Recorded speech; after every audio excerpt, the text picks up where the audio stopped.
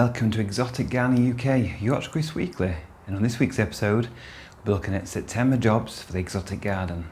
So I'm here in my garage greenhouse conversion, and one of the main jobs that I like to do in September is absolutely clear the place. Take all the plants out, all the trays, all the pots, absolutely everything, and give it a real good clean. Get the hoover out, I hoover all the cobwebs and all the dust and dirt from all the crevices in the corners. I sweep the floor, clear it, and then I mop it over just to get it nice and clean. And I do this for a couple of reasons. One, it makes it look neat and tidy, ready for winter. And two, it gets rid of most of the pests, diseases, anything that are lurking in the corners here. So clean it out, and then every single pot that I've had stored in here, I'm going to give them a good clean out as well with some soapy water, let them dry out in the sun, and then bring them back and store everything nice and neatly.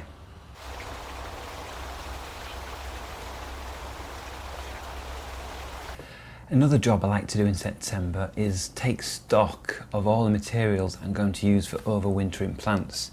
So things like fleece. So I store all my fleece from previous years in a great big sleeping bag. And I use a sleeping bag as well to protect the big tree fern. So in here I've just got all the fleece bags and rolls of fleece that I've used in previous years. I'll shake this out before I use it. Obviously I won't be using it for quite some time yet, but September is a good time to see how much you've got and also think about, do you need to buy any more?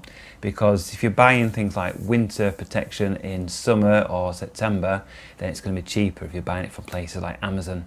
So see what you need and then make those purchases now, rather than get into November, December and then being panicky thinking, oh, you need another roll of fleece, or you want a polycarbonate sheet or some ties or something like that, and you can't get it in time before the frost and the cold come. So get it and be prepared. Now, September is actually my favourite month of the year. It's the month where all your hard work really pays dividends. You've got your bananas and your cannas looking as good as they look all year round.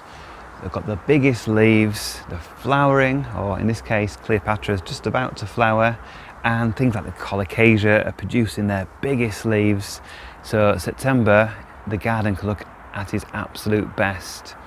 But if we're thinking ahead to next year already, there's lots of plants that we can take cuttings from, and September and October are the best months to take these cuttings from things like Solenstomon, Coleus, Plectranthus, and also things like salvias as well. And we do them as softwood cuttings, and we just basically can put them in water, or you can put them into little pots of compost, and we're going to put them in compost in today's video. So we're going to look around, see which plants we want to keep for next year, because there might be some varieties that you don't like and you don't want to keep going over winter, especially where space is precious. But quite a few of these I definitely want to keep next year, so I'm going to go round and take cuttings from the non-flowering stems with my clean secateurs. And I've done a more detailed video of this. I'll do a link above to take in tender cuttings, but I'm going to go take them now and take them very quickly to the greenhouse to pot them up. So this little beauty down here is called Party Time. I've got it growing in full sun here, and further around the corner I've got it growing in shade. And in fact, growing in shade, it looks a much more healthier green than it is here. It's got these wonderful pink parts to the leaves as well. So I know that for next year, and I'll put that into a bit more shade. But I can take cuttings from this plant. So all we do is just take the secateurs, go under a growing point where the leaves meet the stem, or a node as it's more rightly called. Cut that off, and there we have the cutting.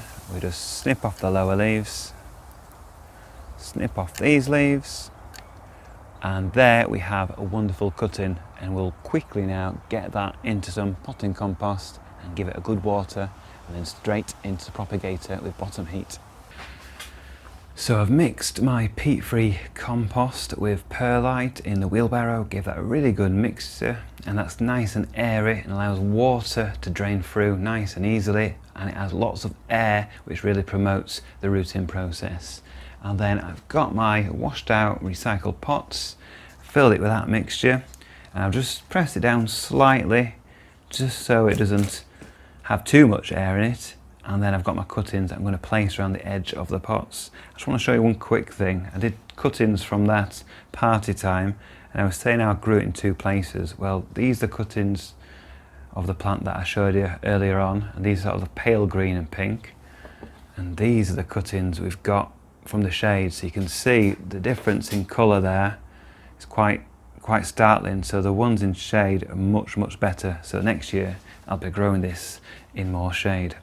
So remove the lower leaves, nice clean cut at the base.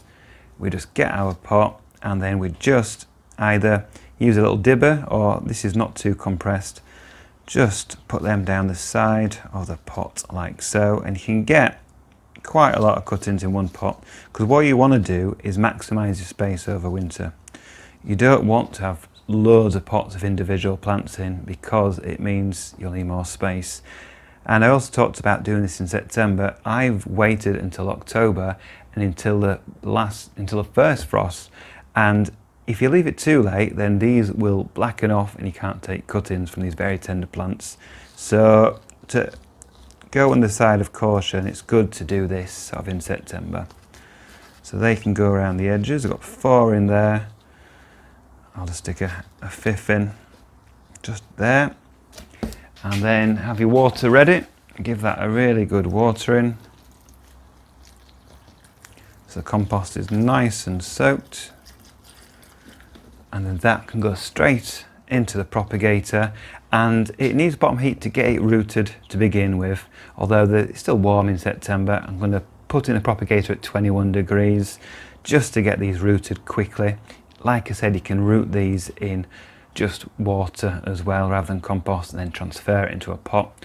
But these 5 little cuttings will mean that I'll have 5 good plants in spring, which I can take more cuttings from and have a full display of this.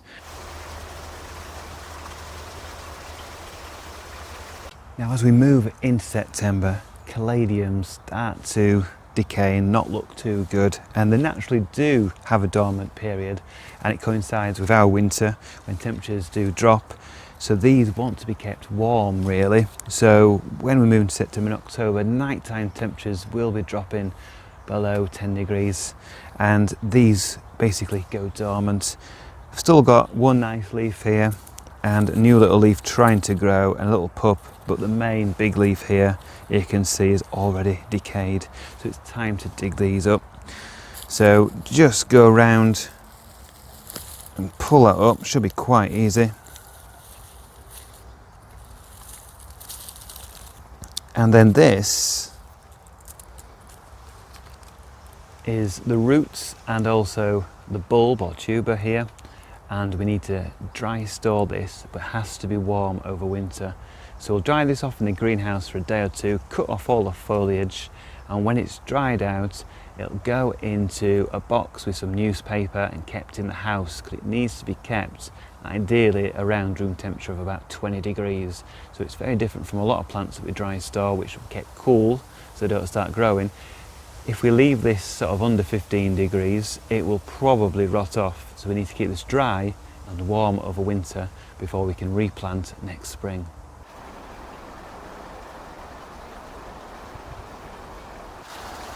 Now as we move through September, especially as we get to the end of the month, plants that are basically house plants like this alocasia will need to be brought in as well.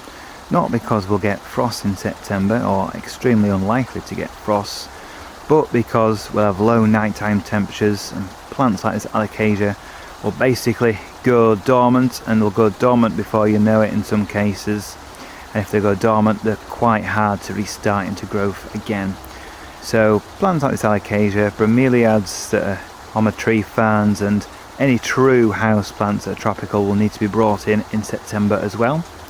And don't forget, I did a nice handy chart of all exotic plants that you're likely to find in a northern climate, and when to bring them in, or when to protect them in situ, if they need protection or not. And I'll do a link to that chart and video in the description below as well.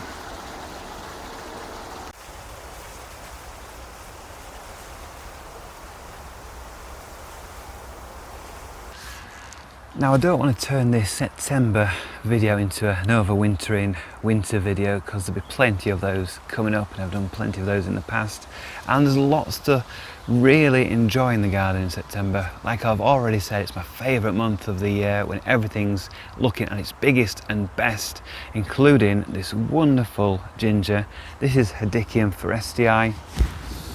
Have these wonderful white peachy flowers that have a nice delicate scent, and it really gets going as we move into September in terms of its flowering.